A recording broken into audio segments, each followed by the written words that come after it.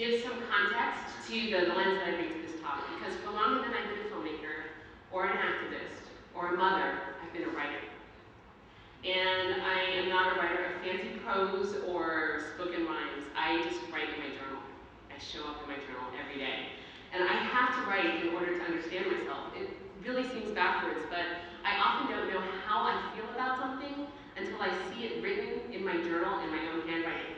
And so I write out my guts, I read it over, and I discover how I feel. And that's just how I'm wired.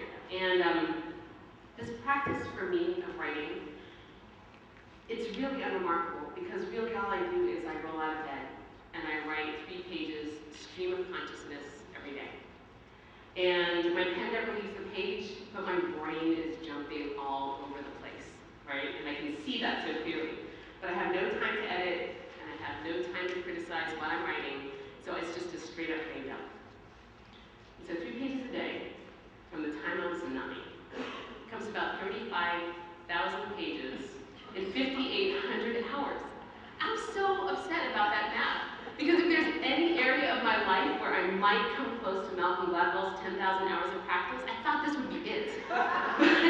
But according to my math, I'm not going to be actually qualified to talk to you about any of this until I'm 63. But I'm going to anyway, so here it is. And the thing about writing for me is that it's less about what I actually write, and it's more about the practice, the ritual of writing, right? Of getting this noise out of my head and down onto the page and letting it go.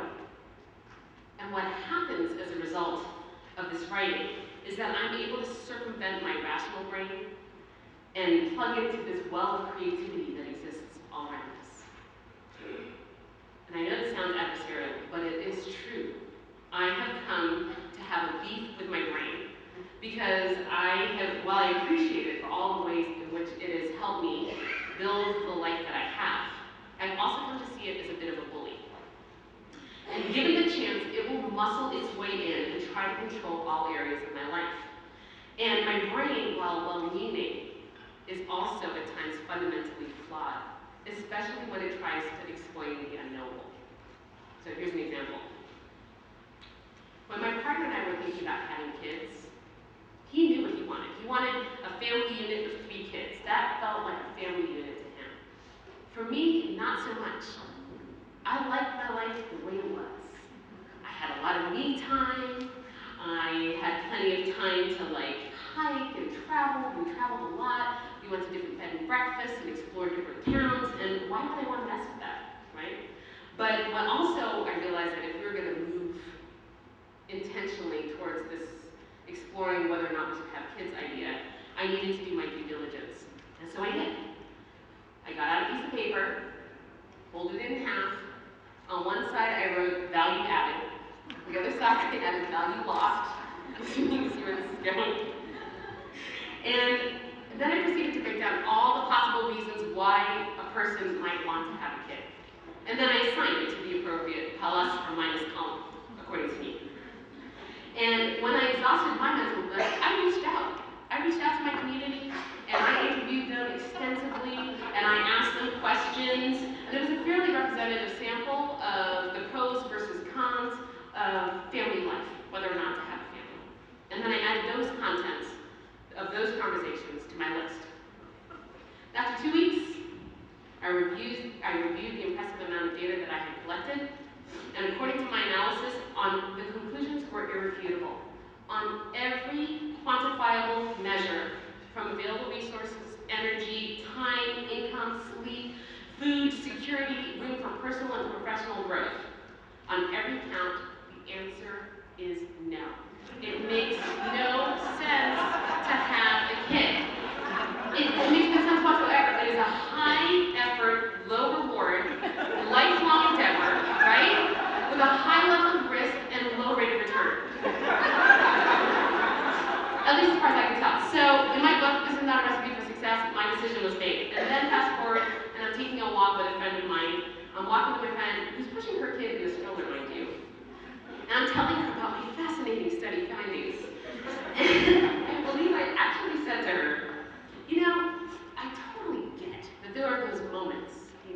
parenting that make parenting feel worthwhile, right? The first tooth, the first smile, the first words, the first sleepover.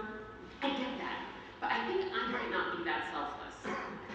I think that I would need more than just those moments to sustain me in putting up with all of this, right side, My friend stopped walking. She put the lock on her stroller. She turned around to face me and she took a hold of both my arms and with her face about 5 inches away from my face, she lovingly obliterated my study to shreds, right? So I found out that there was only one flaw in my otherwise flawless design, and that was that I was asking all the wrong questions. And now that I'm a mom, I get that. But also now that I'm 40, I have accumulated more than a few examples of how my beloved brain has led me astray when it tries to rationalize and quantify the unknowable. And for all of these reasons, I've come to realize that writing is more than a hobby for me. It's not something I can choose to do if and when I have the time. It is my responsibility. It is my sweet burden of responsibility that I must write in order to get out of my own way and to shut down this ego-centered, rational, knowing side of my brain and open up to this mysterious, vast universe of creativity outside of it. In a sense, writing is how I write. And even though I literally write myself into existence every day, I never really thought of myself as a storyteller. Because story, as I learned it, classically, it evolves into acts, it has a beginning, a middle, an end, it's got conflict, tension, resolution, right? And so, but working on this film, I came to a different understanding of what stories really are. And I have developed a profound respect for the power of story to compel us to open up, to reflect, and to connect. As the film director Shakar Kapoor puts it, we are the stories we tell ourselves. We are the stories we tell ourselves. I love that, because it's so true. Our inner running dialogue is constantly shaping, our inner running dialogue is constantly shaping our story about who we are and how we relate to the world around us. Every morning when we wake up, we construct anew this running narrative of our life. And so I'm really interested in exploring how our stories, how our creativity can connect us as individuals, as a community, and then more broadly as a movement. And I promise I will come back and I will speak to each of those in turn. Because connection really is what this is all about, right? It fuels the work we do. For many of us, connection is why we come, it's why we sit, and it's why we stay. It's why I'm particularly grateful to WSCADV for making this space year after year for us to gather, share, network, learn from each other, and grow together. Excuse me. Allergies.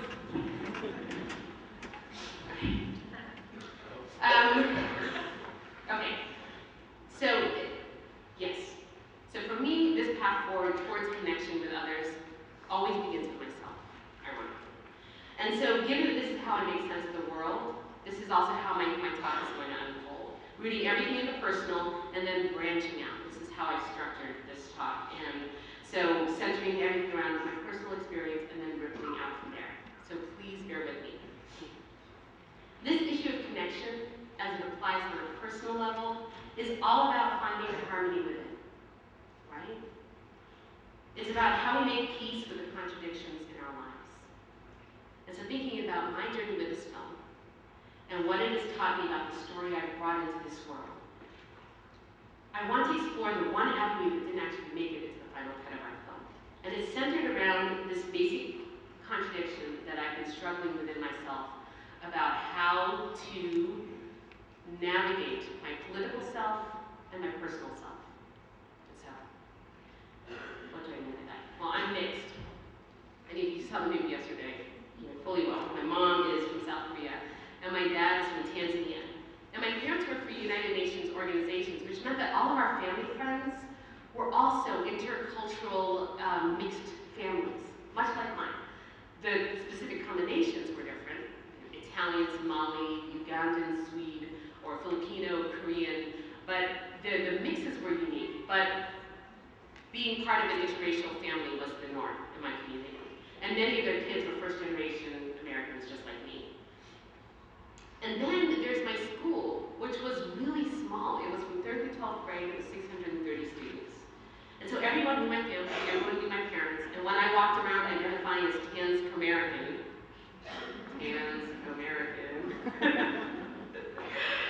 their eyes rolled, but there wasn't any noise, right? I didn't have to explain it, I didn't have to justify myself. It just was self-evident. And I was fortunate enough to bypass a lot of the confusion that some kids of mixed heritage can experience from the pain of not belonging and the identity issues that can come up from that.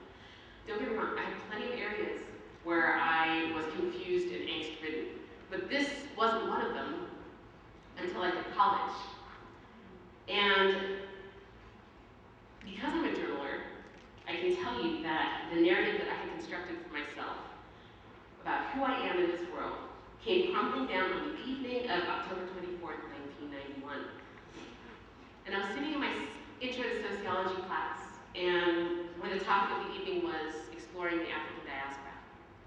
And my professor spoke very passionately about the violent mixing of blood between slaves and their owners, and about the resulting politics of color privilege that continues to plague the African American communities to this day. And this whole time that he's talking, he's looking directly at me. And at a certain point I realized, oh my God, this guy thinks he's telling my story. And with his bizarrely intense eye contact, he was like letting me know, like, I got this. You know? I was burning up. And I wanted to bolt out of that classroom so bad, but to do so would feel like an admission of guilt. Like somehow he was calling out my personal story and in a way that was too hard to handle.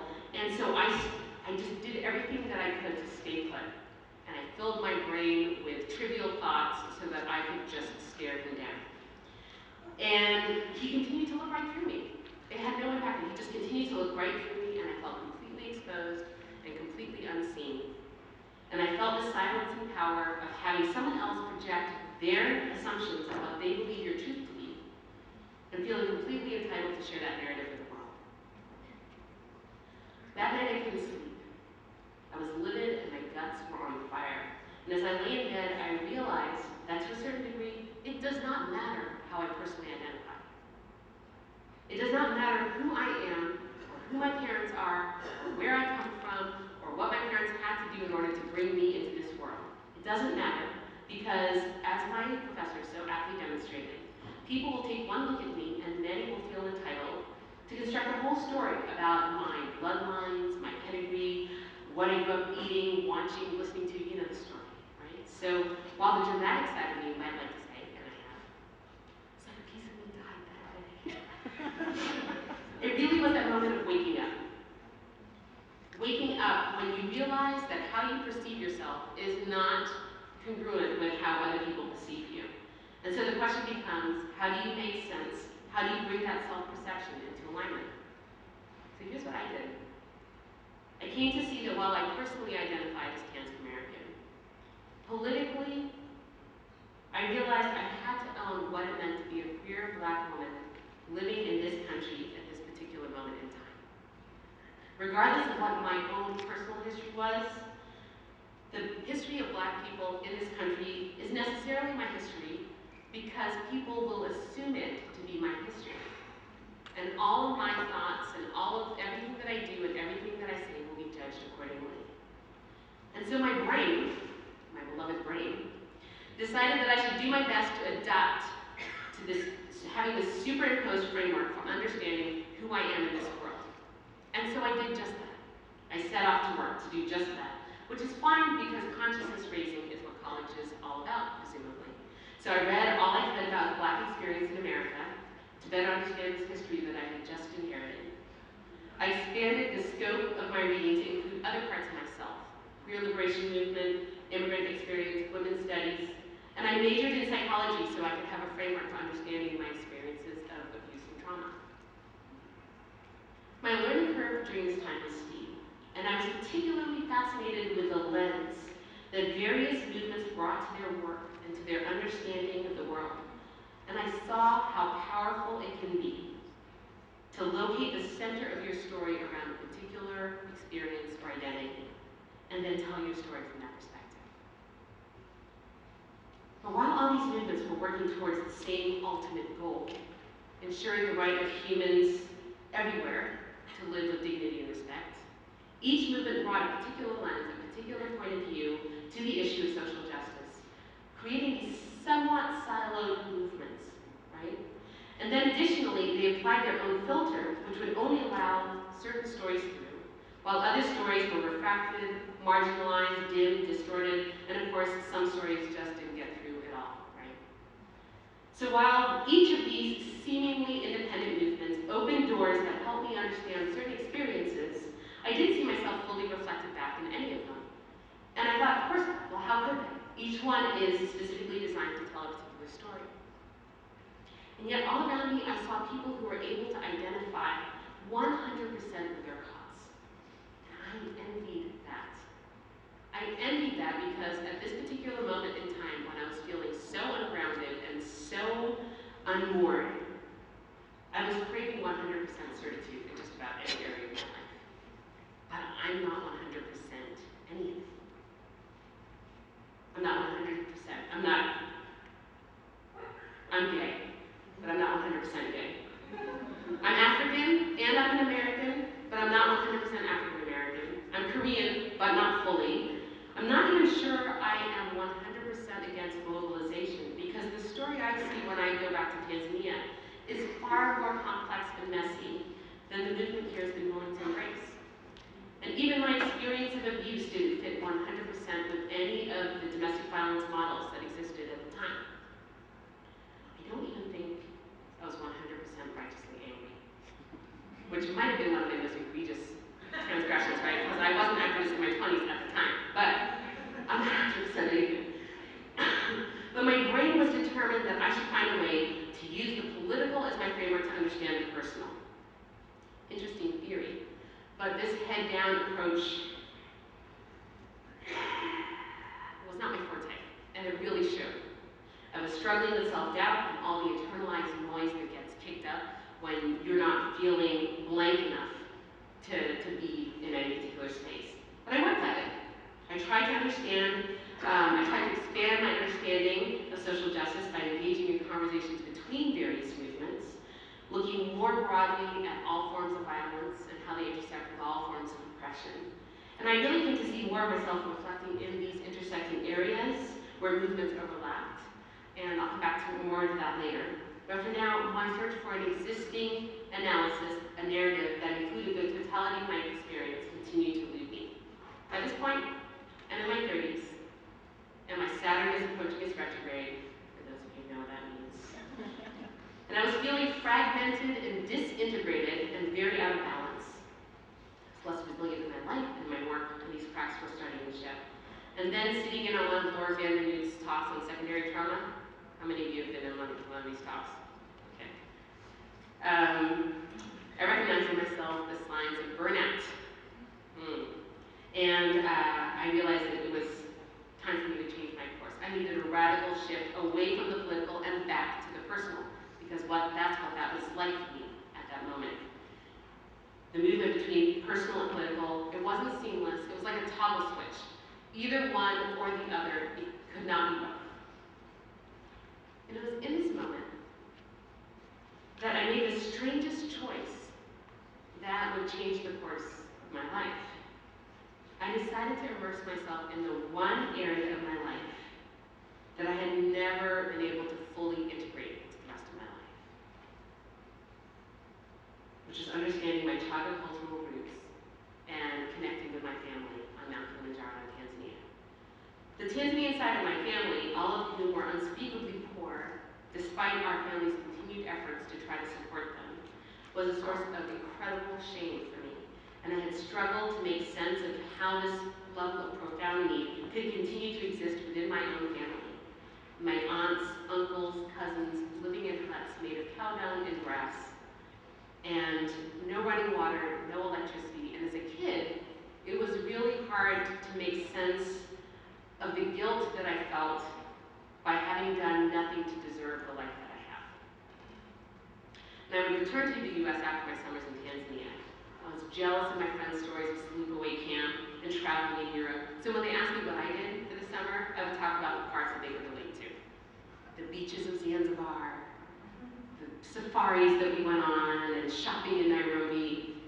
And the other 98% of my summer experience remained submerged in the sea of shame.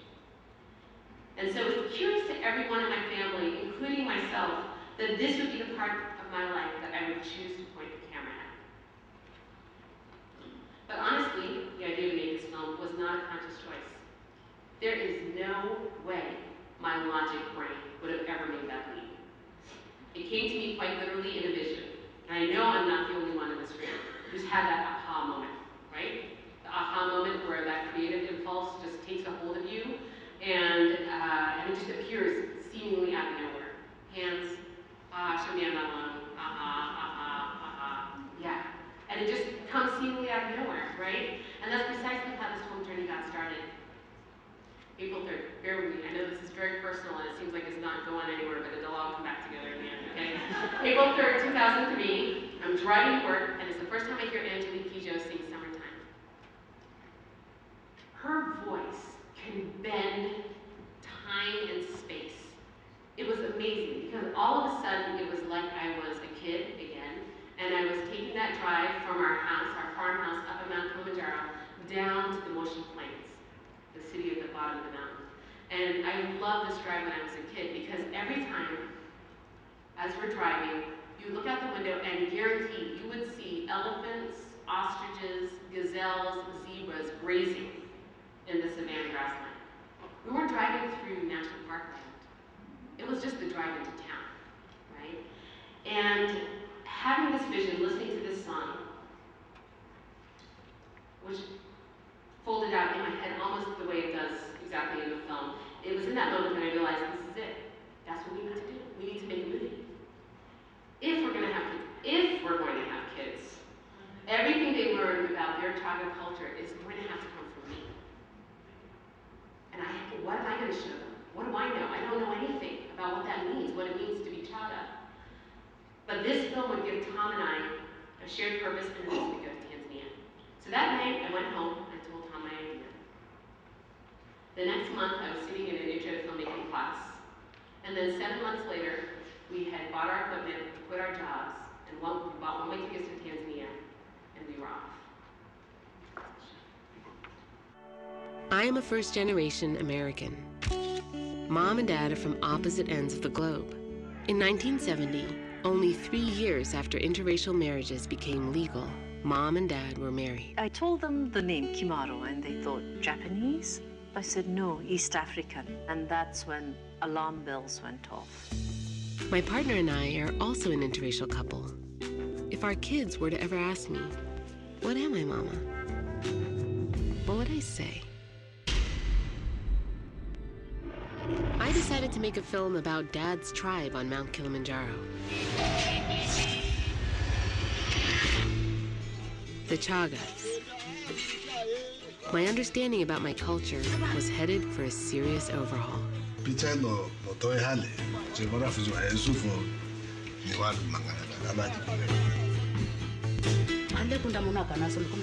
She had this tremendous regret and in a way a chip on her shoulders about not having been able to get more education. It's such a male-dominated society.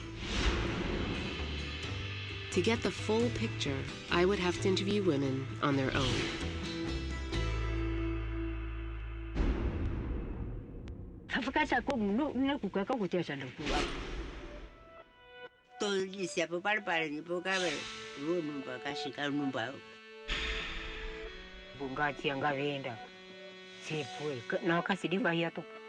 With the connection I found with these women, I could finally come to terms with my own experiences of abuse. I'm a lot like you, sing confusion to the night.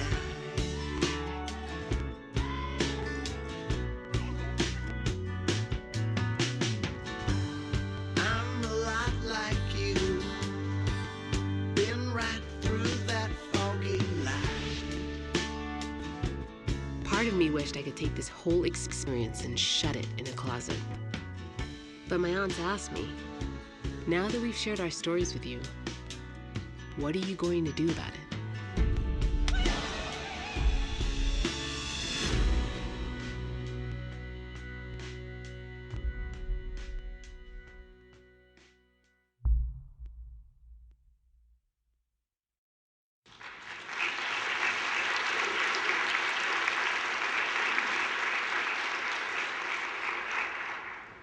It's hard for me not to talk about this film as a conscious entity with a will of its own. Because that's really how I experience it. This film has always known the story that it wants to tell, and every time we tried to turn it into something it didn't want to be, it just had no impact. You know, I couldn't affect it to be anything other than what it was ready to be. And so the film I initially set out to make was a film about my dad and his struggle to fit back in with the family and the culture that he left behind 40 years earlier in Tanzania. The film was called Worlds Apart. And when we arrived in Tanzania, the culture that we found was on the verge of disappearing. So being novice filmmakers, we set out to save it from extinction. Save it. We did everything we could to capture culture, preserve culture, film culture, get people to perform culture, as if that was even remotely possible. We even orchestrated this school-wide assembly, where we were going to have the Chaga elders performing traditional songs and dance. And we would be able to capture that moment and also capture this moment of this rich cultural exchange between generations. And it was going to be so awesome. And of course, it all went horribly wrong. And all the reasons came down to this. Because now playing the role of the sociology professor was me. And here I was in Tanzania, armed with my camera, and pointing it at everything that even remotely resembled culture to me. And I brought my own filter, my own preconceived ideas of the robust, colorful, National Geographic brand of culture that was waiting for me, right? It's going to be complete with songs and dance and folklore and traditional healing practices and notions of spirituality and governance and discipline, and all of this was completely bound up in my own projections and expectations. And when I realized what I was doing, I was so disappointed in myself. Having been on the receiving end of this, how could I turn right around and inflict that same harm on others? I know better. So this experience was incredibly humbling. And it gave me the idea for a talk show, which I will call When Knowing Just Isn't Enough. See me afterwards if you have any stories you'd like to contribute for that one. So once I let go of my expectations and actually just opened myself up to what was right in front of me, I found the heart of my movie, which was my family's stories. So there's two pivotal moments that I want to talk about that transform my understanding of this film and the story that we were trying to tell. These are the moments that help us move from worlds apart to a lot like you. The first was my experience with my aunts. There's something to be said about the unique access that you can gain when you're both a cultural insider and an outsider, right? When you're straddling those worlds. My family ties granted me complete insider access to my dad and his siblings and their stories. And I also brought an outsider's curiosity, leading me to ask questions that most people who live on Mount Kilimanjaro would know never to ask. So it's entirely possible that I was the first person to come right out and just ask my aunts how they got married. What was that like? Tell me about your stories. So curious. And not realizing what it was that I was about to tap into. And so when their stories started to pour out, all I could do was hold on. My aunts sitting in that hut on the mountain on the same coffee farm where they were born and raised were bearing their souls and sharing their truth with me about their lives for the very first time.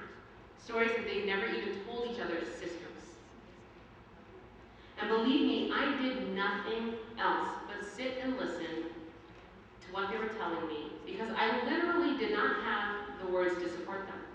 I was just a silent person bearing witness to a lifetime of unspeakable pain and suffering. And now when people ask me how I got my aunts to open up in that moment, two things come to mind. The first is the unknowable. It's that force that was much greater than any one of us that was doing its work that day, bringing us together and creating the space for my aunts to finally tell their stories. We all felt it in the moment. I felt it, my aunts felt it, and now, many years later, halfway around the world, viewers can feel it too. There's a Jewish saying that I read that I love, which asks the question, what is more true than the truth? And the answer is story.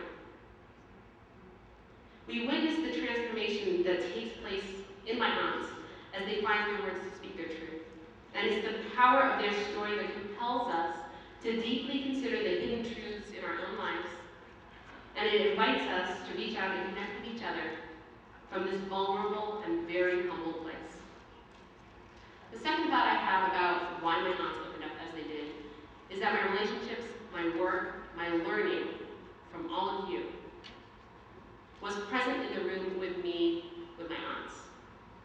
The collective wisdom in this room gave me the tools I needed to bear witness to their pain and their suffering without the need to minimize it or contain it, to just allow their stories to be. And in that moment of vulnerability, of openness and connection, new paths were laid out before us. And for all of this, I am incredibly grateful to you. The second pivotal moment happened at a much later date, September 24th, 2009, and this was the day that I sat down with my parents and I asked them if they had known about my aunt's experiences of abuse. It was quite possibly the last conversation we wanted to be having with each other, especially on film. Over the course of this interview, I was barely able to keep it together. I wasn't prepared for what my parents said or how they said it. And everything around me, my entire infrastructure, started to crumble. And when my parents left for Tanzania the next day, the dams burst wide open, and I was completely devastated. I was seething, and I was freaked out by how completely manic my brain was that I couldn't even turn it off. And it reminded me of that time in college when my concept of self, my sense of self, just crumbled. The pain that was vibrating throughout my body spilled out onto the page. I could not stop writing. And thank God I had an outlet for this pain and this trauma, because as we all know, as human beings, we are incredibly resilient, right? We are made to withstand pain and motion. It is the pain that gets stuck, or that we stuff down, or we try to ignore or numb out, that will eventually be our undoing.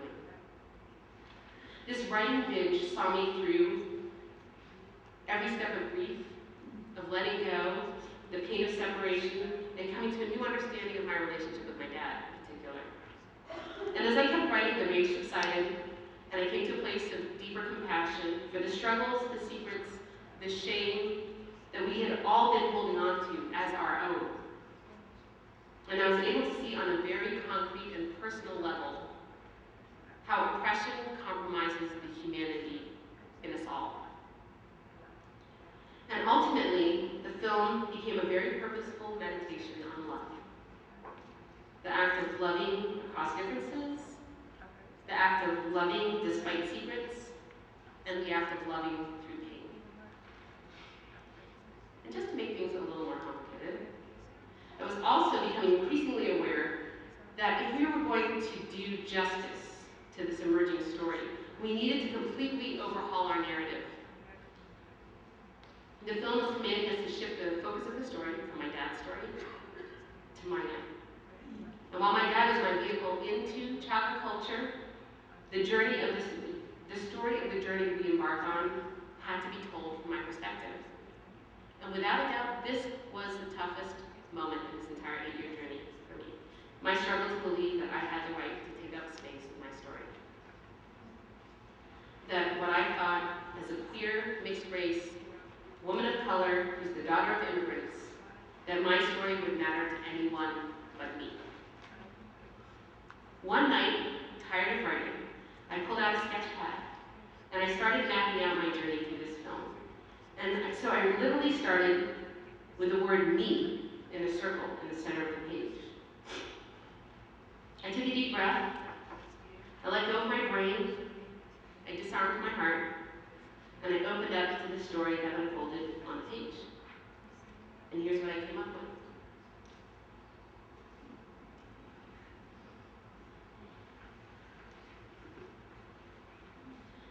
What I noticed when I looked at the map and read over my journal entries from this time was that my writing was coming from a more fluid, integrated sense of self. For the first time, I felt I had complete access to the entire narrative of my life.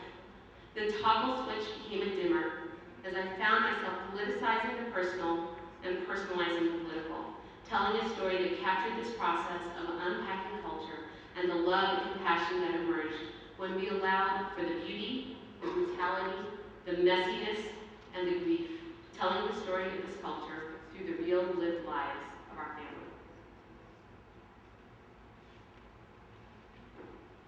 A lot of that makes sense to you, but it's just not there to unfold it, whatever.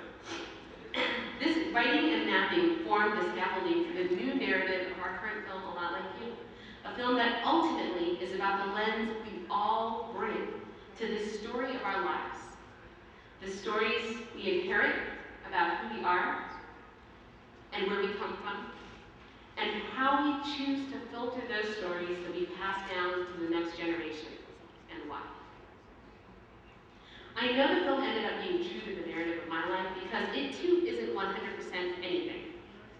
It resides most comfortably in those spaces in between, which drives my marketing and PR people crazy because they're all, yeah, we know your story's like really complex and tackles many issues, but if you had to prioritize, what would you say this film is really about? We need to know who our target audience is so we can market your film effectively, right? Man, if only it were that simple. So once again, there's this ever-present tension to simplify, the pressure to apply a filter to the story, marginalizing the other parts of my life in order to give this film a singular focus that people can latch on to. And right now, the film is refusing to be siloed. It is resisting this pressure to be reduced to a single-issue film, and I would have to agree with it. There is no 100% certitude here or here. There's no 100% certitude, and that's challenging for some, and it's a very welcome relief for others. So my question now becomes, how can we use the power of stories to mobilize people, to ignite dialogue, and to contribute to the groundswell that leads to change, as per Tira's request? One suggestion I have is that we start with ourselves. I know everyone in this room has activities, has practices, has rituals that you do that help you transcend your knowing ego brain and allows you to revel in your own creativity, right? Take a moment. You know what that is. Perhaps we could commit to practicing these creative rituals daily. This isn't a self-care reminder to make more time for your hobbies. What I'm talking about here is bringing to this practice a level of discipline, a level of deliberate intention, and a sense of responsibility. It's about recognizing that we owe it to ourselves and to the people in our lives to do what we need to do to bring our best, most creative, most expansive selves forward into our lives every day. And indulging in our creativity so that we can do right by others and be of service. No, let me say that again. Indulging in our creativity so we can do right by ourselves and be of service to others. And then from that place, perhaps we could look for new and exciting opportunities to take risks with each other. And I know we're doing this all the time. Everyone has examples of how they're doing this within the movement. Because I think when we strip ourselves of our ego and all that we think we know, and open ourselves up to what is, those moments of shared vulnerability and humility open the doors to our most inspired and creative brilliance. I was so excited to hear about the WSCADV Teen Summit earlier this summer, where advocates and their kids gathered to discuss sex and dating on their own and with each other. And as a new mom, I can't even tell you how in awe I am that y'all were able to do this. And together, together, they put this prevention work that we've been talking about for over a decade into practice on a very, very personal level by rising to the challenge of opening up and having these conversations with their own kid. And to me, that's just inspiring. It seems obvious, but to do it is another thing altogether, right? And it's just inspiring. Because this stripping down, taking a risk, being vulnerable, and opening yourself up to wherever this process might take you, I can't think of a better working definition of creativity than that. And ultimately, whatever projects or materials might evolve out of those conversations will be firmly rooted in personal experience. Our stories will inform our movement, and not the other way around. And I know this kind of work is happening everywhere, and has been for a long time. I know this to be true. I remember 10 years ago when I was working at the Northwest Network, and Danica Bornstein and I were co-facilitating a group that had remained remarkably stable for a long period of time. And we were ready to transition and dig deeper into some of the hard material. And one area where we felt like we'd never been able to do it quite been able to do it justice was talking about how sex played out in our relationships. There's so many reasons, homophobia for one, why talking about sex in support group was an area that was not fully explored. But we were determined to push through our prickliness and our discomfort and just see where the conversation took us.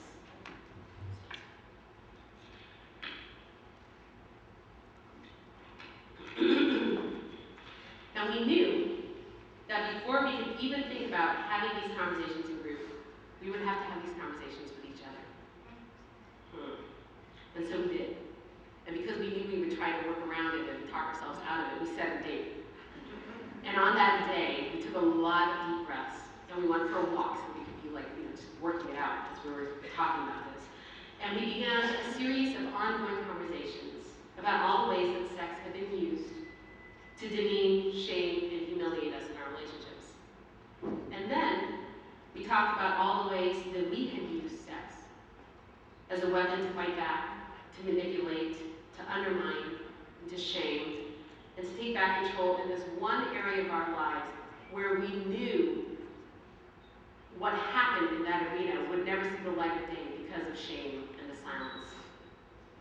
So the more of these risks that we can take with each other, not only will these leaps of faith energize our work, but we will produce work that will inspire others to think more expansively about how and why they do the work that they do.